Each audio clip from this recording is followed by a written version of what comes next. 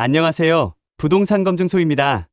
2025년 하반기, 지금 부동산 시장에서는 역사상 유례없는 현상이 벌어지고 있습니다. 바로 동조화의 완전한 종말입니다. 과거 20년간 부동산 시장의 철칙은 명확했습니다. 상승장에서는 모든 아파트가 함께 올랐고, 하락장에서는 모든 아파트가 함께 내렸습니다. 강남이든 강북이든, 신축이든 구축이든, 시장 전체가 같은 방향으로 움직였습니다. 이것이 우리가 알던 동조화였습니다. 하지만 지금은 다릅니다. 한쪽은 끌어넘치고 한쪽은 얼어붙어 있습니다. 철저한 디커플링, 즉 탈동조화 장세가 펼쳐지고 있습니다. 한국부동산원의 최신 데이터가 이를 명확히 증명합니다. 올해 수도권 신축 아파트는 평균 14% 이상의 상승률을 기록하며 독주하고 있습니다.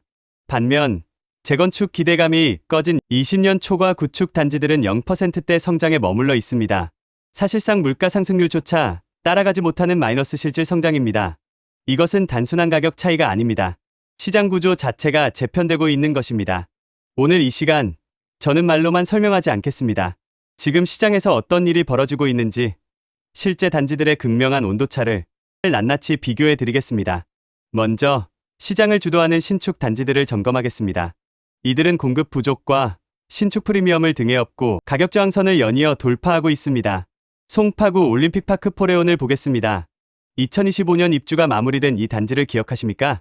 시장에서는 1만 2천 세대의 물량 폭탄으로 가격이 무너질 것이라는 우려가 팽배했습니다. 하지만 결과는 정반대였습니다. 입주 완료와 동시에 전용 84제곱미터 기준 매매가가 분양가 대비 퀀텀 점프를 기록했습니다. 대기 수요가 실매물로 전환되면서 신축의 힘을 증명한 대표적 사례입니다. 물량이 많다고 무조건 가격이 내리는 것이 아니라 수요가 더 많으면 물량은 문제가 되지 않는다는 시장의 교훈을 남겼습니다. 다음은 마포구 마포 프레스티지 자이입니다. 강북의 대장주인 이 단지는 2025년 내내 신고가 경신 행진을 이어가고 있습니다. 핵심은 희소성입니다. 공사비가 평당 1,000만 원을 돌파한 현재, 이제 강북 도심에 이런 하이엔드급 신축을 다시 짓기는 사실상 불가능합니다. 분양가 상한제가 있는 이상, 건설사들은 이런 입지에서 프리미엄 단지를 지을 수 없기 때문입니다. 시장은 이 희소성을 정확히 간파했고 매수세가 집중되었습니다. 그리고 화성, 동탄이 신도시 동탄역 롯데캐슬을 보십시오. 이 단지는 더욱 놀랍습니다. GTX-A 개통 효과와 신축 선호가 맞물리면서 경기 남부권임에도 불구하고 서울 마포 성동구의 구축 가격을 넘어서는 기염을 토했습니다. 이것이 의미하는 바는 명확합니다. 이제는 서울이냐 경기냐가 중요한 것이 아닙니다. 신축이냐 구축이냐가 더 중요한 시대가 온 것입니다. 입지와 교통, 호재가 신축이라는 상품성과 만났을 때 얼마나 폭발적인지를 보여주는 사례입니다. 반면 과거 투자 불패로 불리던 구축 시장은 처참한 상황입니다. 핵심 원인은 바로 분담금 공포입니다. 노원구 상계 주공 시리즈를 보겠습니다. 대표적인 재건축 투자처였습니다. 10년 전만 해도 재건축 대장 단지로 각광받았습니다. 하지만 공사비가 평당 900만 원을 넘어서면서 배보다 배꼽이 더 크다는 분석이 나오자 거래가 실종되었습니다. 호가는 2년 전 수준에서 멈춰 있거나 급매물만 간혹 소화되는 완전한 정체기에 빠졌습니다. 재건축 조합원들마저 분담금 부담에 진입을 포기하는 상황입니다. 도봉구 창동주공은 어떻습니까? GTX-C 호재가 있음에도 불구하고 30년 넘은 이 구축 단지의 상승률은 0%대에 묶여 있습니다. 이유는 명확합니다. 3040 실수요자들이 녹물 나오고 주차난 심각한 구축을 외면하고 인근의 신축 오피스텔이나 경기도 신축으로 빠져나가면서 수요 공백이 발생했기 때문입니다. 젊은 세대는 더 이상 불편함을 참지 않습니다. 일산 신도시 외곽 단지는 가장 심각합니다. 일기 신도시 선도지구 지정에서 탈락하거나 가능성이 낮은 단지들은 리모델링조차 사업성 부족으로 중단되면서 실망 매물이 쌓이고 가격 하방 압력을 강하게 받고 있습니다. 재건축도 안 되고 리모델링도 안 되는 단지는 이제 출구가 없습니다. 시간이 갈수록 건물만 더 낡아갈 뿐입니다. 그렇다면 도대체 왜 이런 일이 벌어지는 걸까요? 첫 번째 핵심 지표는 바로 전세가율입니다. 2023년, 24년을 강타했던 전세 사기와 빌라왕 사태를 기억하십니까?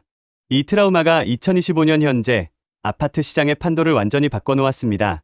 임차인들은 이제 내 보증금을 안전하게 돌려받을 수 있는 곳을 최우선으로 찾습니다.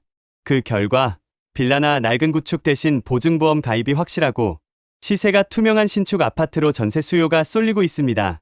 신축 아파트의 전세 가격은 매매가 못지않게 가파르게 상승했습니다. 전세가가 오르면 매매가를 밀어 올린다는 부동산의 격언이 지금 신축 시장에서 그대로 실현되고 있습니다. 높은 전세가가 매매가의 하단을 단단하게 받쳐주고 있기 때문에 고분양가 논란에도 불구하고 신축 가격이 쉽게 빠지지 않는 것입니다. 전세 시장이 매매 시장을 지지하는 견고한 구조가 형성되었습니다. 반면 구축은 어떻습니까? 수리 상태가 안 좋다. 역전세 위험이 있다는 이유로 전세 수요조차 외면당하면서 매매와 전세가 동반 하락하는 이중고를 겪고 있습니다. 즉, 실수요와 투자 수요 모두가 신축으로만 향하는 수급의 쏠림이 이 현상에 숨겨진 엔진인 것입니다. 하지만 이 극명한 가격 괴리는 단순히 사람들의 취향 문제가 아닙니다. 이것은 경제적 합리성과 세금 제도가 만들어낸 필연적 결과입니다. 저는 이 현상의 원인을 세 가지 구조적 압박으로 정리합니다. 첫째, 똘똘한 한 채 현상의 심화입니다. 현재의 취득세, 중과종부세 부담 하에서는 애매한 구축 여러 채를 보유하는 것이 세금 리스크만 키우는 꼴이 되었습니다. 자산가들은 세금 폭탄을 피하기 위해 여러 채의 구축을 처분하고 비과세 혜택을 극대화할 수 있는 가장 비싸고 좋은 한 채로 자산을 압축했습니다. 그 종착지가 바로 환금성과 거주 만족도가 보장된 핵심지 신축입니다. 세금 정책이 역설적으로 신축 쏠림을 부추긴 셈입니다. 정부는 다주택자를 규제하려 했지만 결과적으로는 신축 가격만 더 올리는 부메랑이 되었습니다. 둘째, 실거주 의무가 만든 수요 이동입니다. 양도세 비과세나 장기보유 특별공제를 받으려면 이제는 실거주가 필수입니다. 과거에는 낡은 구축을 사두고 전세를 주며 버티는 투자가 가능했지만 이제는 세금 혜택을 위해 내가 직접 들어가 살아야 합니다. 2025년에 눈높은 수요자들이 녹물이 나오고 주차 전쟁을 치러야 하는 구축에서 2년 4년을 견딜 수 있을까요? 답은 명백합니다. 결국 몬테크를 기피하는 실거주 요건이 구축의 매수세를 끊어버린 결정적 트리거가 되었습니다. 투자자들은 살기 싫은 집에 투자하지 않습니다. 셋째, 재건축 분담금이라는 보이지 않는 세금입니다. 구축 아파트 소유주에게 공사비 폭등은 일종의 징벌적 과세와 같습니다.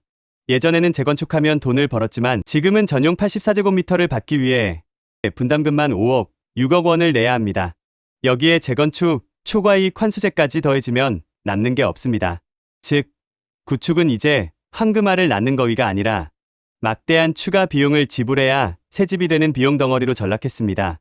요약하자면 지금의 시장은 세금 회피를 위한 자산 압축, 거기에 실거주 필수 요건, 그리고 재건축 사업성 붕괴라는 삼박자가 맞물려 돈의 흐름이 구축에서 신축으로 강제 이동하고 있는 것입니다. 여기서 많은 분들이 간과하시는 것이 하나 더 있습니다. 단순히 새 것이 아니라 기술적 진보가 만든 넘사벽의 차이입니다. 2025년의 신축 아파트는 2000년대 초반의 아파트와는 본질적으로 다른 재화입니다. 마치 스마트폰과 피처폰의 차이와 같습니다. 겉보기엔 둘 다 전화기지만 할 수 있는 일의 차원이 다릅니다. 가장 결정적인 차이는 주차와 에너지입니다. 전기차 보급률이 급증한 지금 충전 인프라는 생존의 문제입니다. 신축은 설계 단계부터 전기차 충전 구역과 화재 방지 시스템이 완비되어 있습니다. 하지만 지하 주차장이 없거나 협소한 구축은 어떻습니까? 매일 밤 주차 전쟁은 물론이고 전기차 충전소를 설치할 공간조차 없어 입주민 갈등이 폭발하고 있습니다. 커뮤니티의 진화를 보십시오. 조식 서비스, 스카이라운지, 프라이빗 피트니스, 골프 연습장, 독서실, 영화관까지 이제 집은 잠만 자는 곳이 아니라 라이프스타일 플랫폼이 되었습니다. 젊은 고소득층일수록 관리비를 더 내더라도 이러한 서비스를 누리고 싶어 합니다. 재택근무가 보편화되면서 집에서 보내는 시간이 늘어난 만큼 단지 내 편의시설의 중요성은 더욱 커졌습니다. 결국 구축 아파트는 시간이 갈수록 건물이 낡는 것을 넘어 현대인의 라이프 스타일을 담아내지 못하는 기능적 수명이 다해가고 있는 것입니다. 이것이 바로 신축과 구축의 가격 차이가 좁혀지지 않는 질적 원인입니다. 시야를 조금 넓혀보겠습니다. 지방은 더 심각합니다. 소멸과 생존의 갈림길에 서 있다고 해도 과언이 아닙니다. 지금까지 수도권 이야기를 주로 했지만 지방광역시와 중소도시의 상황은 더 드라마틱합니다. 지방 부동산 시장의 키워드는 이제 압축 도시입니다. 인구가 감소하는 지방에서는 도시의 중심이 아니면 살아남을 수 없습니다. 부산, 대구, 광주 등 주요 광역시를 보십시오. 외곽의 구축 아파트들은 인구 유출로 인해 빈집이 늘어나며 슬럼화의 공포를 겪고 있습니다. 하지만 같은 도시 내에서도 인프라가 집중된 핵심지의 브랜드 신축은 서울 못지않은 상승세를 보입니다. 왜일까요?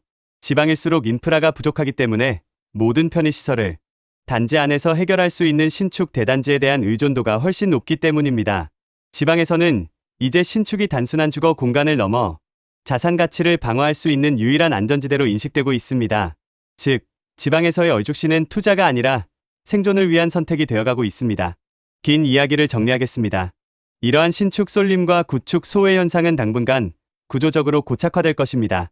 따라서 단순히 가격이 싸다는 이유만으로 재건축, 사업성이 불투명한 외곽 구축에 섣불리 진입하는 것은 자산이 묶일 수 있는 치명적 리스크가 있습니다. 언젠가는 되겠지라는 막연한 기대는 버리십시오. 시장은 기다려주지 않습니다. 10년을 기다려도 재건축이 안 될 수도 있습니다. 그동안 건물은 더 낡아지고 인구는 줄어들고 당신의 자산은 녹아내릴 것입니다. 하지만 너무 낙담할 필요는 없습니다.